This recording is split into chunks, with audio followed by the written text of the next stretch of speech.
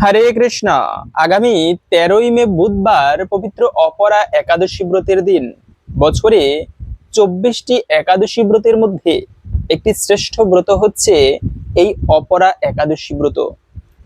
যেমন সমস্ত মাসের মধ্যে কার্তিক মাস শ্রেষ্ঠ, ঠিক তেমনি যত প্রকার ব্রত আছে তার মধ্যে সব থেকে শ্রেষ্ঠ হচ্ছে একাদশী ব্রত। তো বছরে 24টি একাদশী ব্রতের মধ্যে একটা অন্যতম মহিমাপূর্ণ ব্রত হচ্ছে এই অপরা একাদশী ব্রত। তাই আজকের এই পর্বে আমরা এই অপরা একাদশী ব্রতের মাহাত্ম্য কথা জানবো, পালনের সময়সূচি, সেই সঙ্গে এই দিনে ভুলেও যে খাবারগুলো খাওয়া উচিত নয় এবং যে খাবারটি গ্রহণ করলে সৌভাগ্য লাভ হয়ে থাকে সেই সকল প্রসঙ্গ জেনে নিব। তাই একটা বিশেষ গুরুত্বপূর্ণ প্রসঙ্গ, আশা করছি আজকের এই তথ্যগুলো আপনাকে অবশ্যই সমৃদ্ধ করবে। ভালো লেগে থাকলে একটি লাইক করে কমেন্টে জয় শ্রীহরি বা শ্রী বিষ্ণু ভগবানের জয় একবার হলেও লিখে যাবার অনুরোধ জানাচ্ছি। কেননা এই একাদশীর মূল দেবতা বা প্রভু হচ্ছে ভগবান শ্রী বিষ্ণু। জীবনে যদি বেশি বেশি দুর্ভাগ্য থাকে বা আপনি যদি মনে করে থাকেন যে জীবনে কোনো অশুভ লেগে আছে, ভালো কিছু হচ্ছে না, তবে সেক্ষেত্রে আপনারা একাদশী ব্রত পালন করে ভগবান শ্রীহরির পুজো আদি দিয়ে প্রার্থনা করতে পারেন। এতে কিন্তু সেই বিপদ নাশ হয়ে থাকে বা সেই অমঙ্গল দূরীভূত হয়ে থাকে। কেননা যেমন বৃহস্পতিবারে লক্ষ্মী পুজো করা হয়, শনিবারে শনি দেবতার পুজো করলে শনির দোষ কাটে, সোমবার প্রভু শিবের দিন, ঠিক তেমনি একাদশী ব্রতের দিনটি যে বাড়ি হোক না কেন, এটি হচ্ছে ভগবান শ্রী বিষ্ণুর অত্যন্ত প্রিয় দিন।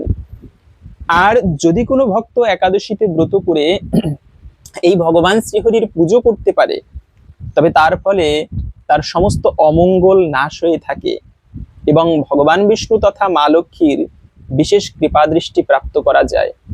আবার যেমন এই যে প্রথমেই বলেছি, দ্বাদশ মাসের মধ্যে সব থেকে শ্রেষ্ঠ হচ্ছে কার্তিক মাস, কিন্তু এই কার্তিক মাসের থেকেও আরেকটি শ্রেষ্ঠ মাস আছে, যেমন তা হচ্ছে অধিক মাস, মলমাস বলে থাকে সাধারণ মানুষ। এই মলমাস পুরুষোত্তম মাস। বাল্মীক মুনি নিজে বলেছেন এই 12 মাসের থেকেও 16 গুণ বেশি মহিমাপূর্ণ বা বেশি মাহাত্ম্যপূর্ণ হচ্ছে সেই অধিক মাস, পুরুষোত্তম মাস। তো সেই পুরুষোত্তম মাসও শুরু হবে আগামী 16ই মে থেকে। আপনারা ভক্তি ভরে এই মাসটিও পালন করতে পারেন। ঠিক দামোদর মাসের মতো পুরুষোত্তম মাসও যদি কেউ ভক্তি ভরে পালন করতে পারে, নারদ মুনি বলেছেন তিনি গোলক বৃন্দাবন অন্তিমে প্রাপ্ত হতে পারে, ভগবান কৃষ্ণের লোক প্রাপ্ত হতে পারে। তো এই জন্য এই পুরুষোত্তম মাস যতটা মাহাত্ম্যপূর্ণ, তার থেকেও বেশি মাহাত্ম্যপূর্ণ হচ্ছে একাদশী ব্রত। এবং এই একাদশী ব্রত ভগবান বিষ্ণুর কৃপা লাভের জন্য সব থেকে শ্রেষ্ঠ একটি মাধ্যম। যেমন ভক্তরা ধ্যান করার মাধ্যমেও তার কৃপা লাভ করা যায়, যেমনটা করেছিল সেই ধ্রুব মহারাজ। মাত্র বেশি বছর নয়, 6 মাস তপস্যা করেছে ধ্রুব মহারাজ। ছোট্ট বাচ্চা ছেলে, কিন্তু তার তপস্যার এত তেজ, ভগবান শ্রীহরি তাকে 6 মাসের তপস্যায় দর্শন দিতে বাধ্য হয়েছিল। কেন বাধ্য হয়েছিল? কেননা এই ধ্রুব, তিনি এত কঠোরভাবে নিজেকে তপস্যায় লীন করেছিলেন। তিনি সাধারণ মনি ঋষিরা তারা বায়ু ভক্ষণ করে জীবন ধারণ করে, কিন্তু এই ধ্রুব বায়ু ভক্ষণকেও রোধ করে দিল। বায়ু ভক্ষণকেও বাদ দিয়ে একেবারে নিস্তেজ করে দিল নিজেকে, একেবারে নিরাকার করে, মানে নিরাকায় করে সাধনা করতে লাগলো। এখন বায়ু তার শরীর স্পর্শ করতে পারে না। বাতাস প্রবাহিত হলেই সেই ধ্রুবের থেকে অগ্নি প্রজ্বলিত হয় এবং সেই অগ্নির তাপে স্বর্গলোকের দেবতারা তাপিত হয়। তখন ভগবানের কাছে গিয়ে উপায় চাইলো, প্রভু আমরা দেবলোকে থাকতে পারছি না ধ্রুবের তপস্যায়। ভগবান বলল আমি ওকে এখনই আশীর্বাদ করছি গিয়ে। ভগবান এসে তাকে দর্শন দিল এবং শান্ত করলো। এ হচ্ছে তপস্যার শক্তি। তো এভাবে করে ধ্যান করার মাধ্যমেও ভগবানের কৃপা প্রাপ্ত হওয়া যায়, যজ্ঞ করানোর মাধ্যমেও জীবনে মনোবাসনা লাভ করা যায়, তারপরে হচ্ছে ভগবানের নাম কীর্তন করার মাধ্যমেও তার কৃপা প্রাপ্ত হওয়া যায়। কিন্তু তার মধ্যে একটা অন্যতম সহজ মাধ্যম হচ্ছে ভগবানের বিশেষ কৃপা দৃষ্টি লাভ করার জন্য, সমস্ত পাপ থেকে মুক্ত হবার জন্য, তা হচ্ছে এই পবিত্র একাদশী ব্রত পালন করা। প্রতিটা একাদশীর আলাদা মাহাত্ম্য রয়েছে। যেমন এই অপরা একাদশী ব্রত যদি কেউ ভক্তি ভরে পালন করতে পারে, তবে সেক্ষেত্রে বলা হয়েছে ব্রহ্মহত্যা, গোহত্যা সমস্ত পাপ থেকে সে ব্যক্তি মুক্ত হতে পারে। এখন অনেকে প্রশ্ন করতে পারেন, যেহেতু কথায় কথায় আসলো তাই বলে দিচ্ছি, যে ব্যক্তি একদিকে হরি হরিও করবে, আর একদিকে রাত্রে শয়তানি করবে, গরু চুরি করবে, মানে সমস্ত পাপ কর্মও করে, দেখা যায় এরকম আছে কিছু সাধু, সমস্ত পাপ কর্ম করে একদিকে, আবার অপর দিকে সে ধর্ম কাজ করে। এমন ধর্ম করলে কি পাপ নাশ হয়? বা একদিকে সব পাপ করবে আবার একদিকে ব্রত করবে, এমন সাধু, এদের কি পাপ আসলেই নাশ হয় কিনা? তো সেক্ষেত্রে বিষয় হচ্ছে, হ্যাঁ, অবশ্যই নাশ হয়। ধর্ম কাজ মহাপাতকীয় যদি হয়, মহাপাপিষ্টও যদি হয়, কিন্তু ধর্মকাজ যদি কেউ করে, তাকে নিরুৎসাহিত করতে নেই সেই ধর্মের জন্য। যদি খারাপও হয়, একদিকে সে অনেক খারাপ কাজ করে, হ্যাঁ, শাস্ত্রে আছে নাম্ন বলাতে ইয়াসিহি পাপ বুদ্ধি নবিদ্যাতে তস্য জমৈহি শুদ্ধি, এক হরি নামে সমস্ত পাপ দূরীভূত হয়। কিন্তু যদি তুমি পাপ করো আবার নাম করো, তবে তুমি জমের যাতনা ভোগ করেও শুদ্ধ হবে না, এটি একটি অপরাধ। একদিকে তুমি নাম করবে আর একদিকে পাপ করবে। তারপরেও ভগবান শ্রীকৃষ্ণ গীতার মধ্যে বলেছেন যে স্বল্পমপিয়স্য ধর্মস্য ত্রায়তে মহত ভয়াত, স্বল্পমাত্র যদি কেউ ধর্মের অনুষ্ঠান করে, মহাভয় থেকে তা পরিত্রাণ করে। এজন্য ধর্ম অনুষ্ঠান জীবনে কোনোদিন বৃথা যায় না, সে মহাপাপিষ্ট যদি করে। এজন্যই তো রত্নাকর দস্যু সেই মহাপাপিষ্ট জীবন থেকে বাল্মীক মুনিতে পরিণত হয়েছেন এই রামের নাম জপ করে। তো তাই যদি ব্যক্তি এমন হয় যে একদিকে সব খারাপ কাজ করে আর একদিকে ধর্ম করে, ধর্ম করা নিয়ে তাকে কেউ কটু কথা বলবেন না, নিরুৎসাহিত করতে নেই।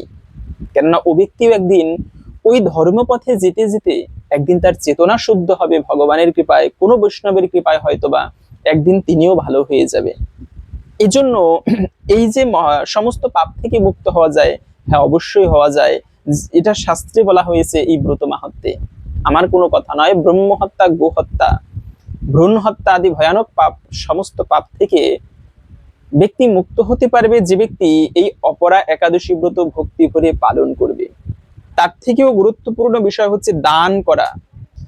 জগতে ব্যক্তি বেশি কিছু করবে না, কিন্তু শুধুমাত্র দান ধর্ম অবলম্বন করবে, সৎ পথে জীবনযাপন করবে এবং দান করবে, অন্য কোনো সেবা করতে পারলো না, কিচ্ছু করতে পারলো না, সে ব্যক্তি অন্তিমে ভগবান শ্রীহরির কৃপা প্রাপ্ত হতে পারে। দান হচ্ছে এমন বিষয়, এজন্যই দানে দ্রব্যেন শুদ্ধতি। কিন্তু এই অপরা একাদশী ব্রত যদি কেউ ভক্তি ভরে পালন করে, তবে সেক্ষেত্রে বলা হয়েছে হাতি, ঘোড়া, স্বর্ণ দানের ফল। যেমন জগতে যত প্রকার দান আছে, সব থেকে শ্রেষ্ঠ দান হচ্ছে স্বর্ণ দান করা, স্বর্ণ বা সম্পদ দান করা। এই স্বর্ণদানের থেকেও আরো শ্রেষ্ঠ দান হচ্ছে হাতি, ঘোড়া দান করা, হস্তি দান করা। এই হস্তি বা হাতি সনাতন ধর্মে খুবই শুভ। হাতের থেকেও শ্রেষ্ঠ হচ্ছে গোদান করা। ভগবান শ্রীকৃষ্ণের অত্যন্ত প্রিয় হচ্ছে দুটি ব্যক্তি, এক হচ্ছে নম ব্রাহ্মণ্য দেবায় গো ব্রাহ্মণ্য হিতায় চ। ভগবান গাভী এবং ব্রাহ্মণ বা সাধুদেরকে খুবই পছন্দ করে, এজন্যই গোমাতাকে সপ্ত মাতার মধ্যে একজন মা বলা হয়েছে। তো সেই গোদান করা সনাতন ধর্মে অত্যন্ত শুভ। যদি কোনো পিতৃপুরুষ তারা হচ্ছে দেহত্যাগ করে এবং দোষ পায়, তবে তাদের উদ্দেশ্যে ষোড়শ দানের বিধান আছে। 16 প্রকার দান করতে হয়, যার মধ্যে একটা দান হচ্ছে গোদান করা। আর এই গোদানের পুণ্য বলে ও ব্যক্তি সেই নরক থেকে ঊর্ধ্বগতি প্রাপ্ত হয়ে স্বর্গে গমন করতে পারে। গোদানের এত মাহাত্ম্য, ভগবান গাভীদানকে অত্যন্ত পছন্দ করেন। কিন্তু এই গোদানের থেকেও আরো শ্রেষ্ঠ দান হচ্ছে কন্যা দান করা। যদি কোনো পিতা তার কন্যাকে সৎ পাত্রে দান করতে পারে, ভালো করে লালন পালন করে সৎ কোনো পাত্রের হাতে দান করতে পারে, তবে ওই পিতার এত পুণ্য হয়, চিত্রগুপ্ত পর্যন্ত তার পুণ্যের সংখ্যা হিসাব করতে পারে না। কিন্তু এই সমস্ত প্রকার দানের ফল অনায়াসে প্রাপ্ত হওয়া যায় যদি কোনো ব্যক্তি ভক্তি ভরে এই পবিত্র অপরা একাদশী ব্রত পালন করতে পারে। এর জন্য আপনারা এই অপরা একাদশী ব্রত ভক্তি ভরে পালন করবেন। বিশেষ করে আরো বলা হয়েছে এই ব্রত যদি কেউ পালন করে, এই দিনে বিষ্ণু পূজা করতে পারে, ভগবান বিষ্ণুর পূজা, তবে তিনি বৈকুণ্ঠ লোক প্রাপ্ত হতে পারে। এ হচ্ছে এই অপরা একাদশী ব্রতের বিশেষ মাহাত্ম্য। আমরা ব্রত কথা জানবো ধীরে ধীরে। তবে এই ব্রতের তিথি শুরু হবে মূলত আগামী 12ই মে মঙ্গলবার সকাল 10:26 থেকে, থাকবে মূলত 13ই মে বুধবার সকাল 9:33 পর্যন্ত। এই সময়টুকুর মধ্যে এই অপরা একাদশী তিথি থাকবে। তাই উদয়া তিথি মেনে আমাদের এই অপরা একাদশী ব্রত পালন করতে হবে 13ই মে বুধবার। এবং ব্রত যত ভালোভাবে পালন করি, ব্রতের পালনটাও অত্যন্ত গুরুত্বের সহিত দেখা উচিত। কেননা ব্রতের দুটি বিষয়, ব্রতের সংকল্প এবং একটা ধর্মানুষ্ঠান। আপনি একটা যজ্ঞ করবেন, সেখানে সংকল্প করতে হয়। সংকল্পে না বিনা রাজন ইয়ৎকিঞ্চিৎ কুরুতে নর ফলঞ্চ অল্পকম তস্য ধর্মচ্চ অধ্যক্ষয় ভবেৎ। তিনটা পার্ট থাকে একটা বিষয়ের। তার মধ্যে প্রথমত হচ্ছে যে কোনো পূজা করার আগে এই একটা কথা মনে পড়লো, আমি বলে দিচ্ছি, বিষ্ণুকে স্মরণ করতে হয়। হতে পারে আপনি ওখানে কালী পুজো করছেন, হতে পারে আপনি ওখানে অন্য কোনো দেবদেবীর পূজা করছেন, কিন্তু সর্বাগ্রে যাকে স্মরণ করতে হয় তিনি হচ্ছে ভগবান শ্রী বিষ্ণু। ওই যে দেহ শুদ্ধির মন্ত্র কেন বলা হয়, ওম অপবিত্র পবিত্র বা সর্বাবস্থাঙ্গত পিবা ইয়াস্মারেত পুণ্ডরিকাক্ষম সবাজ্য অভ্যন্তর সূচি। এটা এটা সংস্কৃত শ্লোক তো আমরা জানি, কিন্তু এর মূল ব্যাখ্যা হচ্ছে আমি আমার ভগবান শ্রীহরিকে স্মরণ করছি, যাকে স্মরণ করা মাত্র আমার ভিতর এবং বাহির দুটোই শুদ্ধ হয়ে থাকে। এজন্য সর্বপ্রথমে যারা ধ্যান করতে হয় তিনি হচ্ছে অনন্ত কোটি ব্রহ্মাণ্ড নায়ক স্বয়ং ভগবান শ্রীহরি। তাকে প্রথমে মনে মনে স্মরণ করে তার আশীর্বাদ নিয়ে তারপরে যে কোনো শুভকর্ম শুরু করতে হয়। ভগবানকে স্মরণ করার পরে এরপরে হচ্ছে সংকল্প করতে হয়। এটা কথায় কথায় আসলে তাই বলেছি, একাদশী ব্রতের ক্ষেত্রেও সংকল্পের ওইভাবে মন্ত্র না জানলেও, আপনি সংকল্প মন্ত্র জানেন না, পারণ মন্ত্র জানেন না, কিন্তু একাদশীর দিনটি হচ্ছে মুখ্যত বিষয়। এই দিনে ঘুম থেকে উঠে স্নান আদি করে একটুকু ঠাকুরের চরণে পুষ্পাঞ্জলি দিয়ে একটা ফুল, যদি ফুল না থাকে মনে মনে নিবেদন করে, হে প্রভু আজকে আমি ব্রত করব, যেন এই ব্রত নির্বিঘ্নে সম্পন্ন করতে পারি, তুমি সেই কৃপা আমাকে করো। এভাবে করে আপনার মনের ভক্তির সহিত প্রার্থনা করবেন, এটাকে বলে সংকল্প। এর পরের দিন হচ্ছে পারণ একাদশী ব্রতের। তো পারণও কিন্তু একইভাবে ঠিক সময়ের মধ্যে পালন করতে হয়, তা না হলে ব্রতের পূর্ণ ফল প্রাপ্ত হওয়া যায় না। এজন্য এই পারণটাকে অত্যন্ত গুরুত্বের সহিত দেখা উচিত। আবার এই পারণকে কেন্দ্র করে অনেক কাহিনী পাওয়া যায়, যার মধ্যে একটা কাহিনী হচ্ছে পারণকে গুরুত্ব দিয়েছিলেন অম্বরীশ মহারাজ। এই অম্বরীশ মহারাজের কথা আপনারা প্রায় অনেকে শুনেছেন, যিনি রাজা হওয়া সত্ত্বেও ধার্মিক রাজা। শুধু ধার্মিক নয়, ইনি ছিল বৈষ্ণব, সবসময় ভগবান বিষ্ণুর সেবা করত।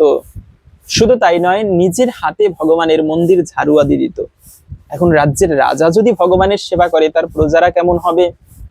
স্বভাবতই ওই রাজ্যের সমস্ত প্রজারা তারাও ভগবান বিষ্ণুর প্রতি ভক্তিপরায়ণ ছিল, ভগবান শ্রীহরির পূজা করত। এত সুন্দরভাবে সেই রাজ্য পরিচালিত হচ্ছিল। শাস্ত্রে পাওয়া যায় সেই রাজ্যে কোনোদিন কখনো দুর্ভিক্ষ, কোনো অরাজকতা, কোনো কিছু দেখা যায়নি। এমন ছিল সেই অম্বরীশ মহারাজের রাজ্য।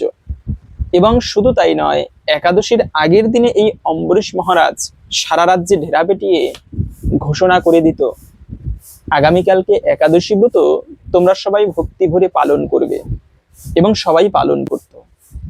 এবং একটা বিষয় হচ্ছে, এই একাদশী ব্রতের, আপনি একাদশী ব্রত করলেন, এই ব্রতের সম্পূর্ণ ফল আরো ভালোভাবে লাভ করার জন্য দ্বাদশীর দিনে সকালবেলা পারণের সময় বৈষ্ণব ভোজন করানো, ব্রাহ্মণ ভোজন করানো অত্যন্ত মঙ্গলময়। এবং এটা হচ্ছে পারণের পূর্ণ ফল লাভ করা যায়। বিশেষ করে দ্বাদশী তিথিতে বৈষ্ণব সেবা সব থেকে বেশি কার্যকরী বা মঙ্গলময়, ভগবান এতে অত্যন্ত প্রসন্ন হয়। তো এই অম্বরীশ মহারাজ প্রতিটা দ্বাদশীর দিনে বৈষ্ণব সেবা দিত, নিমন্ত্রণ করে ভক্তদেরকে। একবার কি হয়েছে, ব্রত করেছে অম্বরীশ মহারাজ, সেখানে ব্রাহ্মণ বৈষ্ণব মুনি ঋষিদের নিমন্ত্রণ করলো। ওখানে আবার দুর্বাসা মুনি উপস্থিত হলো। এই দুর্বাসা মুনি তিনি এতটা কঠোর মুনি, রাগী মুনি, তিনি কিন্তু দুর্বা ঘাসের রস ছাড়া আর কিছু খেত না। এই দুর্বাসা মুনি এমন ছিল। একবার রাধারানী তাদেরকে, রাধারানী তারা বৃন্দাবনে বসে অনেক ভোজন প্রস্তুত করেছে, রান্না করেছে। দুর্বাসা মুনি সেখানে গেলেও রাধারানী তাকে ভোজন পরিবেশন করলো। খেয়ে খুবই তৃপ্ত হলো দুর্বাসা, বলে তোমার ভোজন খুবই ভালো হয়েছে, কিন্তু আমি দুর্বাঘাসের রস ছাড়া কিছু খাইনি। রাধারানী তারা একটু রেগে গেল, এটা কেমন কথা গুরুজি, আপনি আমাদের সামনে এত সুস্বাদু খাবার দাবার খেলেন, বলেন দুর্বাঘাসের রস ছাড়া কিছু খাইনি। তখন দুর্বাসা মুনি বলে, দেখো আমি যা খাই দুর্বাঘাসের রস মনে করে খেয়ে থাকি। যদি তোমার বিশ্বাস না হয় যমুনাকে গিয়ে প্রশ্ন করো, হে যমুনা, যদি দুর্বাঘাসের রস ছাড়া দুর্বাসা মুনি অন্য কিছু সত্যি না খেয়ে থাকে, তবে তুমি শুকিয়ে যাও। এটা সত্যি রাধারানী তারা যমুনাকে গিয়ে বলায় যমুনা দেবী শুকিয়ে গিয়েছিল, এতটা দুর্বাসা মুনির তেজ ছিল বা প্রতাপ। সেই দুর্বাসা মুনি মনে মনে তিনি অম্বরীশ মহারাজকে সহ্য করতে পারত না। তিনি এসে সেই সকালবেলা স্নান করতে গিয়েছে, স্নান করতে গিয়ে ইচ্ছা করে একটু দেরি করতেছিল। এর কারণ হচ্ছে যাতে পারণের সময় অতিবাহিত হয়, আর এই অম্বরীশ মহারাজ সে যথাসময়ের মধ্যে যেন পারণ করতে না পারে, এজন্য ইচ্ছা করে দেরি করতেছিল। ওদিকে অম্বরীশ মহারাজ দেখলেন যে পারণের সময় চলে যাচ্ছে, তখন তিনি কি করবে, সমস্ত ব্রাহ্মণদের কাছে হাত জোর করে বলতে লাগলেন যে দেখুন পারণের সময় চলে যাচ্ছে, এদিকে দুর্বাসা মুনি তিনি আসছেন না, আবার অতিথিকে রেখে ভোজন করা একটা অপরাধ, এতে গৃহের অকল্যাণ হয়। তো আমি কি করতে পারি এখন আপনারা বলুন, একদিকে তো আমার পারণের সময় চলে যাচ্ছে, অপরদিকে অতিথিকে রেখে ভোজন করা ঠিক নয়। তখন সেই ব্রাহ্মণেরা বুদ্ধি দিল বা পরামর্শ দিল যে মহারাজ, যেহেতু আপনি নির্জলা ব্রত করেছেন, আবার অতিথিকে রেখেও ভোজন করা উচিত নয়, সেহেতু আপনি একটা কাজ করুন, এক ফোঁটা জল গ্রহণ করুন, এতে আপনার পারণও হবে, আবার অপরদিকে অতিথির অসম্মানও হবে না। তখন অম্বরীশ মহারাজ একটুকু জল গ্রহণ করেছিল। এই সুযোগের অপেক্ষায় ছিল আবার সেই দুর্বাসা মুনি। তিনি ধ্যানে বসে দেখতে পেল যে অম্বরীশ মহারাজ তাকে রেখে জল পান করেছে। প্রচন্ড রেগে গিয়ে দুর্বাসা মুনি মাথার জটা ছিঁড়ে ভয়ানক এক অসুর কৃত্তাসুরের সৃষ্টি করল। এই কৃত্তাসুর এসে প্রথমেই অম্বরীশ মহারাজকে হত্যা করলো, মানে সেই কৃত্তাসুর এসে প্রথমেই অম্বরীশ মহারাজকে মারার জন্য ধাবিত হলো। এখন অম্বরীশ মহারাজ বৈষ্ণব, তিনি যদিও রাজা, ক্ষত্রিয়ের স্বভাব, স্বল্পতেই সে রেগে যায়, কিন্তু অম্বরীশ মহারাজ তিনি শান্তভাবে বসে রইলেন। কেন? এখানে তার কোনো দোষ ছিল না, আরো তিনি ব্রত করেছেন, শান্তভাবে হাত জোর করে বসে আছেন। ভগবান বিষ্ণু দেখলেন এখানে অম্বরীশ মহারাজের বিন্দুমাত্র দোষ নেই। ভগবান বিষ্ণু তখন সুদর্শন চক্রকে পাঠিয়ে দিলেন ভক্তকে রক্ষা করার জন্য। কেন? ভগবান ঘোষণা করেছেন নমে ভক্ত প্রণশ্যতি, আমার ভক্তের কখনো বিনাশ হয় না।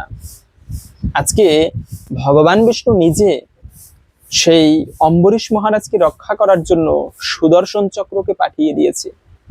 এই সুদর্শন চক্র এসেই প্রথমে কৃত্তাসুরকে হত্যা করে তারপরে দুর্বাসা মুনির পিছন পিছন ধাবিত হতে লাগলো। এখন দুর্বাসা মুনি উপায় না পেয়ে সেও দৌড়াচ্ছে, ধাবিত হচ্ছে যোগ বলে, কিন্তু এই সুদর্শন চক্র থেকে কোথাও বাঁচতে পারছে না। স্বর্গে যায়, মর্তে আসে, কোথাও লুকিয়ে থাকে, কিন্তু সুদর্শন চক্র তার পিছন পিছন ধাবিত হতে লাগলো। যোগ বলে যেখানেই যাক না কেন, শেষে উপায় না পেয়ে দুর্বাসা মুনি ব্রহ্মার কাছে, বিধাতার কাছে গেল। গিয়ে প্রণাম করে বলতে লাগলো, প্রভু আমাকে এই সুদর্শন চক্র থেকে রক্ষা করো। ব্রহ্মা বলল যে দেখো, এর থেকে আমি তোমাকে রক্ষা করতে পারবো না, তুমি একটা কাজ করো, কৈলাসনাথ প্রভু শিবের কাছে যাও। তখন সেই দুর্বাসা মুনি কৈলাসনাথ প্রভু শিবের কাছে কৈলাসে উপস্থিত, সেখানে গিয়ে শিবের অনেক বন্দনা করে বলতে লাগলো যে প্রভু আমাকে সুদর্শন চক্র থেকে রক্ষা করো। শিব ধ্যানে বসে সব জানতে পারলো কি কারণে এই সুদর্শন চক্র এসেছে। শিব বলল, দেখো একমাত্র যিনি পরম প্রভু, যিনি এই সুদর্শন চক্র নিক্ষেপ করেছেন, তিনি তোমাকে রক্ষা করতে পারে। যদি ভালো চাও তো সেই শ্রীহরির কাছে তুমি যাও, বৈকুণ্ঠে ভগবান শ্রী বিষ্ণুর কাছে যাও। দুর্বাসা মুনি সেখান থেকে যোগবলে বৈকুণ্ঠে উপস্থিত, গিয়ে ভগবানের কত প্রার্থনা, ভগবানের কাছে ক্ষমা চাইতে লাগলো, প্রভু আমার প্রাণ ভিক্ষা দাও, আমাকে রক্ষা করো। ভগবান তখন বলল, দুর্বাসা কাটা যেখান থেকে ফুটে ওখান থেকে বের করতে হয়। তুমি অপরাধ করেছো সেই অম্বরীশ মহারাজের চরণে, আর আমার কাছে ক্ষমা চাইলে তুমি ক্ষমা পাবে না, এর থেকে মুক্তি পাবে না। এর জন্য যার কাছে অপরাধ করে তার কাছে ক্ষমা চাইতে হয়। যত আমরা ঠাকুর পুজো করি না কেন, ভগবানের পুজো করলে অবশ্যই সৌভাগ্য লাভ হয়, কিন্তু প্রারব্ধ যে কর্মফল, আমি যদি কাউকে ঠকাই, কাউকে কষ্ট দেই, ওই কষ্টের ফল আমাকে পেতে হবে। পুণ্যের দ্বারা পাপ কোনোদিন খণ্ডিত হয় না, এটা একটা তিক্ত সত্য কথা। এবং এর জন্য প্রারব্ধ অপ্রারব্ধ আমাদের কর্মফল আছে, এগুলো আমাদের ভোগ করতে হয় জীবনে। তো ভগবান তখন সেই দুর্বাসা মুনিকে উপদেশ দিল, যদি তুমি সুদর্শন চক্র থেকে মুক্ত হতে চাও, তবে অম্বরীশ মহারাজের কাছে গিয়ে ক্ষমা প্রার্থনা করো। এরপরে সেই দুর্বাসা মুনি অম্বরীশ মহারাজের কাছে এসে ক্ষমা প্রার্থনা করে, তারপরে সেই সুদর্শন চক্র ফিরে গিয়েছিল। এবং অম্বরীশ মহারাজও কত সুন্দর দৃষ্টান্ত রেখেছেন। দুর্বাসা মুনিকে দেখেই তিনি নিজের মধ্যে রাগ রাখেননি, নিজে রাগী হতে পারতেন যে তুমি আমাকে মারার জন্য এমন করেছো, আবার এসেছো আমার কাছে এখন। কিন্তু অম্বরীশ মহারাজ জড়িয়ে ধরেছিল সেই দুর্বাসা মুনিকে, এভাবে করে সেই সুদর্শন চক্র ফিরে গিয়েছিল। তো মূলত এই পারণকে কেন্দ্র করে এই কাহিনীটা ঘটেছিল। তাই মুনি ঋষিরা পর্যন্ত পারণকে অত্যন্ত গুরুত্ব দিয়ে থাকেন। এবং এই পারণের সময় আর একটা শিক্ষা, যে যদি আপনি নির্জলা ব্রত করেন, তখন আপনার হাতের কাছে দেখা যায় পারণের সময় চলে যাচ্ছে, আবার কোনো খাবার দাবার নেই, তখন আপনি জল খেলেও পারণ হবে, যেমনটাই অম্বরীশ মহারাজ করেছিলেন। আবার যদি আপনি শুধুমাত্র ফল জল খেয়ে ব্রত করেন, কিন্তু সবজি আদি রান্না করে না খান, সেক্ষেত্রে আপনি দেখা যায় পারণের সময় সবজি খেলেও পারণ হয়। বিশেষ ক্ষেত্রে এটা যখন উপায় নেই, আপনার কাছে সবজি আছে, তখন আপনি পারণ করতে পারেন এভাবেও। তো এভাবে করে পারণ করতে হয়। এবং এই পারণের সময় হচ্ছে এই অপরা একাদশী ব্রতের ব্রত তো হচ্ছে 13ই মে বুধবার, পারণ করতে হবে পরদিন বৃহস্পতিবার সকাল 5টা 18 মিনিট থেকে 9টা 34 মিনিটের মধ্যে। এই সময়টুকুর মধ্যে পঞ্চরবি শস্য প্রসাদ দিয়ে ভগবানের কাছে প্রার্থনা করে এই একাদশী ব্রতের পালন করতে হয়। এবং যদি আপনি আপনার স্থানের পালনের সময়সূচি না জানেন, অনেক সময় বলে থাকে যে আপনি বললেন পালনের সময় এটা, আবার অমুক পঞ্জিকায় অন্যটা, অমুক চার্টে অন্যটা। সেটা হয় কি, স্থানকাল পাত্র ভেদে পালনের সময়টা একটু পার্থক্য হয়ে থাকে, এটা স্থানকাল পাত্র ভেদে হয়। কিন্তু আপনার মানে মূল যে সময় যদি না জানেন, তাহলে সকাল 7টা থেকে 9টার মধ্যে পালন করবে, তাতেও একাদশী ব্রতের পালন হবে। যদি কখনো একাদশী ব্রতের পালনের সময় না জেনে থাকেন, তবে এই সময়ের মধ্যে পালন করলেও একাদশী ব্রতের পালন হবে। এভাবে করে আপনারা এই একাদশী ব্রতের পালন করবেন। এবং বিশেষ করে ব্রত করার মূল উদ্দেশ্য কি, একাদশী ব্রত শুধুমাত্র উপবাস থাকলাম, না খেয়ে থাকলাম, আর সারাদিন ইচ্ছা মতো কাটালাম, ঘুমালাম, এমনটা কিন্তু নয়। ব্রতের দিনে আমাদের কিছু করণীয় থাকে, যা আমরা আগেও বলেছি। যেমন বিশেষ করে একাদশী ব্রতের ক্ষেত্রে ভগবান বিষ্ণুর পুজোটা সর্বমহিমাপূর্ণ, সর্বোত্তম। এই দিনে ভগবান শ্রীহরির বিশেষ পুজো অর্চনা করা উচিত। পারলে আপনি বিশেষ করে, যেমন এই যে বিষ্ণু সহস্র নাম রয়েছে, এটি এখনো বৈশাখ মাস চলে। এই বৈশাখ মাস হচ্ছে দ্বাদশ মাসের মধ্যে অন্যতম একটি শ্রেষ্ঠ মাস। এই বৈশাখ মাসে যে যা ধর্ম কাজ করুক, তা অক্ষয় পূর্ণফল প্রদান করে। এজন্য এই বৈশাখ মাসের আপনারা এই একাদশীর দিনে ভগবান বিষ্ণুর সহস্র নাম আছে, মহাভারতের মধ্যে পাওয়া যায়। সেই সহস্র নাম যদি কোনো ব্যক্তি প্রতিদিন পাঠ করে, তবে একটা অদৃশ্য শক্তি তাকে সর্বদা রক্ষা করে থাকে, অন্তিমে বৈকুণ্ঠবাসী হয়। আপনারা যদি পারেন এই একাদশী ব্রতের দিনে সেই বিষ্ণু সহস্র নাম পাঠ করতে পারেন, বাড়িতে লক্ষ্মীনারায়ণের পুজো করতে পারেন। একাদশী ব্রতের দিনে যদি কেউ লক্ষ্মীনারায়ণের পুজো করে, তবে ওই বাড়িতে মা লক্ষ্মীর কৃপা লাভ হয়ে থাকে। এজন্য আপনারা এই দিনে বিশেষ করে সেই লক্ষ্মীনারায়ণের পুজো আদি করতে পারেন। সেই সঙ্গে এই একাদশীর বিষয়ের কিছু প্রশ্ন থাকে, যেমন একাদশীতে প্রথমেই যে খাবারগুলো খাওয়া উচিত নয়, তার মধ্যে প্রথমত হচ্ছে পঞ্চরবি শস্য খেতে নেই। এখন কথা হচ্ছে, আমরা তো পঞ্চরবি শস্য ভক্ষণ করি না বা গ্রহণ করি না, কিন্তু একাদশীতে বাড়িতে আমরা এই পঞ্চরবি শস্য বা ভাত আদি রান্না করে, অন্য সবজি রান্না করে ভগবানকে ভোগ দিতে পারবো কিনা? হ্যাঁ, সেক্ষেত্রে অবশ্যই দেওয়া যাবে। কেননা আমরা হচ্ছে আমাদের জন্য ব্রত, ভগবানের জন্য তো আর ব্রত নয়। আমরা পঞ্চরবি শস্য গ্রহণ করি না, কিন্তু ভগবানের জন্য বিধিনিষেধ নেই আমরা ধর্ম করি ভগবানকে পাবার জন্য, কিন্তু যিনি সাক্ষাৎ ধর্ম, তার ধর্ম করতে হয় না। এর জন্য ভগবানের মন্দিরে একাদশীর দিনেও ভগবানকে পঞ্চরবি শস্য বা অন্ন আদির ভোগ দেওয়া হয় কিন্তু। তো তাই আপনারা বাড়িতে অবশ্যই অন্ন সবজির ভোগ দিতে পারবেন। পাশাপাশি হচ্ছে সধবা মায়েরা ব্রত করতে পারবে কিনা? হ্যাঁ, অবশ্যই করতে পারবে। কিছু কিছু ব্যক্তি আছে এখনো বর্তমানে বিভ্রান্ত ছড়াচ্ছে, সধবা মায়েরা ব্রত করতে পারবে না, এই ব্রত করলে কি হয়, এত খেলে কি ব্রত হয়। শাস্ত্রে নিয়ম আছে, যদি যে ব্যক্তি পারবে তিনি নির্জলা ব্রত করবে, একেবারে জল ফোঁটাও গ্রহণ করবে না। কিন্তু যিনি অপারগ তিনি ফল, জল, ঔষধ, ব্রাহ্মণ, গুরুবাক্য এগুলো গ্রহণ করতে পারবে। এভাবে আপনি আপনার স্বাস্থ্য অনুযায়ী, এখন আমার শরীর ভালো না, আমি একেবারে নির্জলা ব্রত করতে গেলাম, শরীর অসুস্থ হয়ে পড়লো, না, আপনি শরীর ভালো না, আপনি ফল খেতে পারেন পেট ভরে।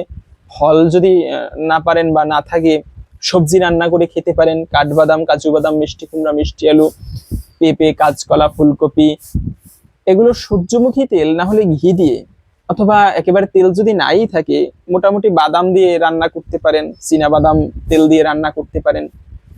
এভাবে করে হলেও আপনি এই ব্রত পালন করতে পারেন। এখন একাদশীতে কতভাবে খাবার প্রস্তুত করা যায়, তো ব্রত করতে পারেন। কিন্তু যিনি ব্রত করবে না, স্বয়ং প্রভু শিব বলেছে পার্বতীকে, হে দেবী, যারা একাদশী ব্রত পালন না করে এই ব্রতের অবজ্ঞা করবে, তবে তার এত পাপ হয়, মৃত্যুর পরে যমদূতেরা তার মুখের মধ্যে লোহাকে তাপিত করে ঢেলে দেয়। স্বয়ং জৈমিনী ঋষি তার গুরুদেব ব্যাসদেবকে প্রশ্ন করেছিল, হে গুরুদেব, আচ্ছা একাদশী ব্রত কি? এই ব্রত পালন করলে কি হয়, না করলে কি হয়, এবং এই ব্রত যারা পালন করবে তারা কি ফল প্রাপ্ত হতে পারে, কৃপা করে আমাকে বলুন। তখন সেই ব্যাসদেব জৈমিনী ঋষিকে খুব সুন্দর একটি কাহিনী বলেছিল, সৃষ্টির প্রারম্ভে কিভাবে এই একাদশী ব্রত আবির্ভূত হলো জগতে। তখন সেই কাহিনীটা হতো এরকম, যে ভগবান এই বিশ্ব চরাচর সৃষ্টি করেছেন, একাদশী ব্রতের আবির্ভাবের কথা এটা। ভগবান বিশ্ব চরাচর সৃষ্টি করেছেন, জীব প্রজাতি সৃষ্টি করেছেন, জীবের মধ্যে মনুষ্য প্রজাতি সব থেকে শ্রেষ্ঠ জাতিকে সৃষ্টি করেছেন। কিন্তু মনুষ্যের জীবন যাপনের জন্য ধর্মীয় কোনো আইন বা সংবিধান ছিল না, না ছিল বেদ, কোনো উপনিষদ, পুরাণ, কিচ্ছু ছিল না। এভাবে করে মানুষ নিজেদের মতো জীবন যাপন করত, উচ্ছৃঙ্খল ভাবে জীবন যাপন করত। এবং ভগবান একই সাথে সেই পাপীদেরকে শাস্তি দেবার জন্য ভয়ানক দেখতে এক পাপপুরুষ সৃষ্টি করলেন। এতটা বিভৎস দেখতে, তার দুটি চোখ পর স্ত্রী গমনের পাপ, দুই হাত গুরু হত্যা পাপ, দুই পা পর স্ত্রী গমনের পাপ। এভাবে এক একটা অঙ্গ এক একটা ভয়ানক পাপ দিয়ে গঠন করা হয়েছে। যেমন যে ব্যক্তি হচ্ছে কলিযুগে পাপ করে, তার উপরে কলি আশ্রয় করে, ওই পাপপুরুষ হচ্ছে ঠিক তেমনি। যে পাপকর্ম করে তার উপরে এই পাপপুরুষ ভর করে তাকে নরকে নিয়ে যায়, এবং নরকে সে ব্যক্তি যমরাজের ভয়ানক শাস্তি ভোগ করে থাকে। তো ভগবান বিষ্ণু একদিন এই ঘুরতে ঘুরতে যমলোকে উপস্থিত, সেখানে যমরাজের সাথে বিভিন্ন বিষয়ে কথাবার্তা বলতেছিল। হঠাৎ তিনি খেয়াল করলেন দক্ষিণ দিকের নরক থেকে ভয়ানক পাপীদের আর্তনাদ বা চিৎকার কানে ভেসে আসতে লাগলো। ভগবান বিষ্ণু প্রশ্ন করলো যমরাজকে, এত চিৎকার কোথা থেকে আসছে, কেন আসছে? যমরাজ বলল, প্রভু কি বলবো, পৃথিবীবাসীরা বেশি বেশি পাপকর্ম করছে, আর আজকে সেই পাপের ফলস্বরূপ তারা এই দুঃখ কষ্ট ভোগ করছে। ভগবানের তখন হৃদয় কেঁদে উঠলো যে আমি মানুষ সৃষ্টি করেছি, আর আমি এদের উদ্ধারের জন্য কোনো ব্যবস্থা করিনি, এটা আমারই ত্রুটি বা আমারই ভুল। ভগবান তখন সেই পাপীদেরকে দর্শন করার জন্য দক্ষিণ দিকের নরকে যমরাজের সাথে গেল। গিয়ে সেখানে পাপীদের সেই আর্তনাদ, হৃদয় বিদারক শাস্তি, ভয়ানক শাস্তি, আপনারা যদি অগ্নিপুরাণ পড়েন সেখানে এই নরকের বর্ণনা পাওয়া যায়।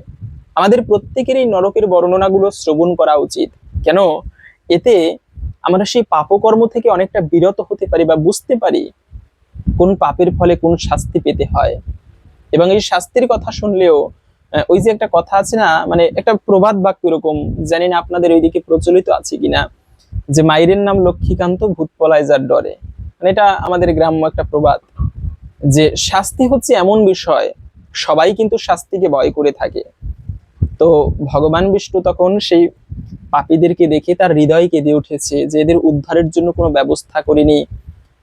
এই যে তার হৃদয়ের করুণার প্রকাশ হলো, সাথে সাথে হৃদয় থেকে এক দেবী মূর্তির প্রকাশ হলো, পরমা সুন্দরী, দেখতে চতুর্ভুজা সেই নারীর তার দিব্য তেজ, সেই তেজের পুণ্য বলে সেখানে পাপীদের পাপ ভস্মীভূত হলো, তারা দিব্য দেহ লাভ করলো, তৎক্ষণাৎ তারা স্বর্গে গমন করলো।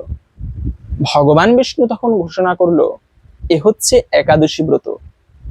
যেদিনে এই একাদশী আবির্ভূত হবে, ওই দিনে যদি কোনো ব্যক্তি ভক্তি ভরে ব্রত করে আমার পুজো করতে পারে, তিনি সমস্ত পাপ থেকে মুক্ত হয়ে অন্তিমে বৈকুণ্ঠবাসী হবে, আমার কাছে ফিরে আসতে পারবে।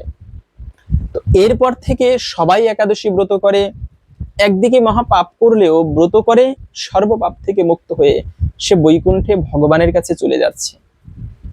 বিষয়টা হলো যমলোকেও কেউ যাচ্ছে না, আবার ভগবান যে পাপপুরুষ সৃষ্টি করেছেন সেই পাপপুরুষও একাদশীর দিনে কোথাও আশ্রয় পাচ্ছে না, বাঁচতে পারছে না। পাপপুরুষ তখন ত্রাহি ত্রাহি করতে করতে বৈকুণ্ঠে ভগবানের কাছে উপস্থিত। প্রভু আমাকে রক্ষা করো। কেন? কেননা আপনি যে একাদশী দেবীর সৃষ্টি করেছেন, সেই একাদশী দেবীর পুণ্যের তেজে আমি স্বর্গমর্ত পাতাল একাদশীর দিনে কোথাও বাঁচতে পারছি না। কেন? যেখানে আলো রয়েছে সেখানে অন্ধকার অবস্থান করতে পারে না। আবার আলোর যেমন প্রয়োজন জগতে, অন্ধকারেরও তেমনি প্রয়োজন, না হলে একে অপর না থাকলে একে অপরের উপলব্ধি বোঝা যায় না। জন্ম হলে মৃত্যুর প্রয়োজন, নারী থাকলে পুরুষের দরকার, বিপরীতের দরকার আছে এজন্য। তো তাই জগতের ভারসাম্য বজায় রাখতে হলে আমাকে আপনি রক্ষা করুন। ভগবান বিষ্ণু বলল, তাহলে এই কথা, আজকে থেকে একটা কাজ করো, তুমি তুমি সেই মানে পঞ্চরবি শস্যের মধ্যে অবস্থান করবে একাদশীর দিনে। আর আজকে থেকে আমি বলে দিলাম, একাদশী পঞ্চরবি শস্যে আশ্রয় করবে না।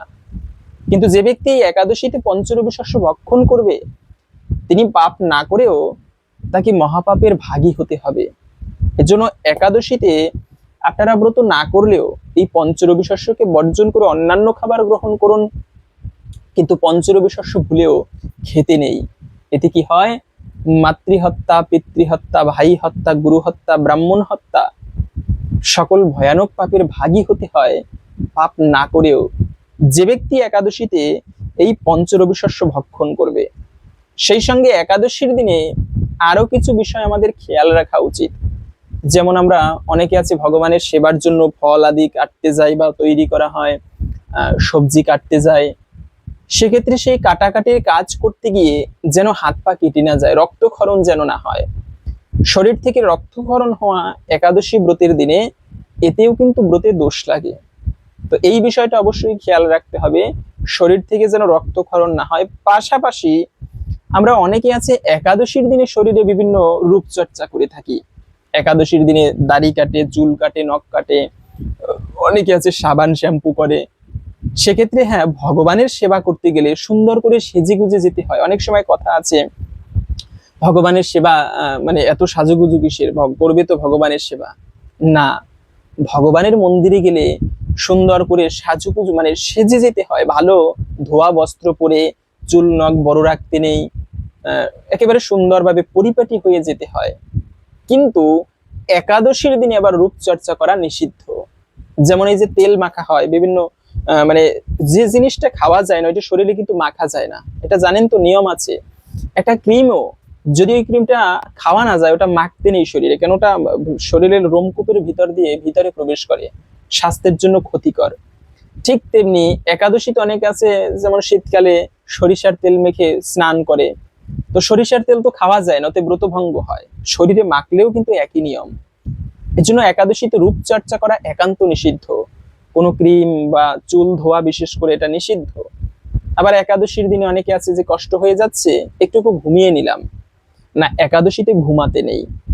যদি অসুস্থ হয় ব্যক্তি, তার জন্য ভিন্ন কথা, কিন্তু কখনো উচিত নয় একাদশীতে ঘুমানো।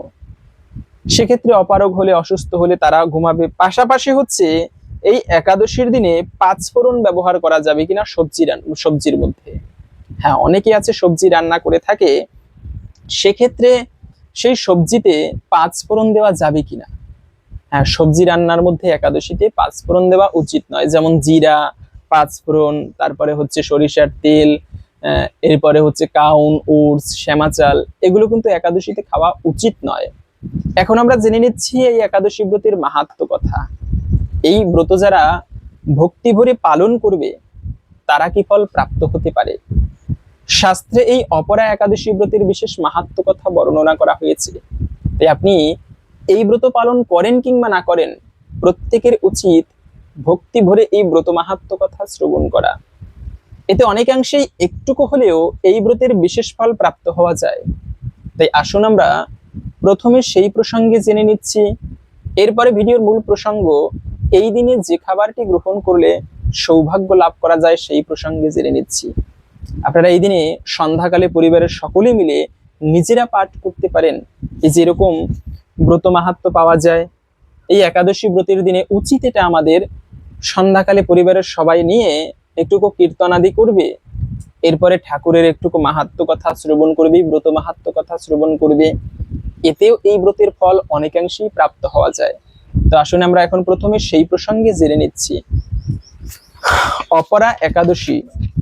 মহারাজ যুধিষ্ঠির ভগবান শ্রীকৃষ্ণকে বললেন, হে কৃষ্ণ, জ্যৈষ্ঠ মাসের কৃষ্ণপক্ষিয়া একাদশীর নাম কি, তার মাহাত্ম্যই বা কি আমি শুনতে ইচ্ছা করি, আপনি অনুগ্রহ করে বর্ণনা করুন। যদিও বা এই ব্রত পড়েছে বৈশাখ মাসে, তথাপিও এই ব্রত হচ্ছে জ্যৈষ্ঠ মাসের শুক্লপক্ষের ব্রত। শ্রীকৃষ্ণ বললেন, হে মহারাজ, মানুষের কল্যাণের জন্য আপনি খুব ভালো প্রশ্ন করেছেন।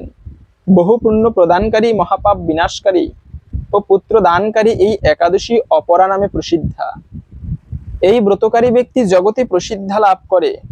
ব্রহ্মহত্যা, গোহত্যা, ভ্রূণ হত্যা, পরনিন্দা, পর স্ত্রী গমন, মিথ্যা ভাষণ প্রভৃতি গুরুতর পাপ বিনষ্ট হয়ে থাকে যারা এই ব্রত ভক্তি ভরে পালন করবে। যারা মিথ্যা সাক্ষ্য দান করে, ওজন বিষয়ে ছলনা করে, শাস্ত্রের মিথ্যা বা অপব্যাখ্যা প্রদান করে, জ্যোতিষের মিথ্যা গণনা ও মিথ্যা চিকিৎসায় রত থাকে, তারা সকলেই নরক যাতনা ভোগ করে। এ সমস্ত ব্যক্তিরাও যদি এই ব্রত পালন করে তবে তারা সমস্ত পাপ থেকে মুক্ত হয়।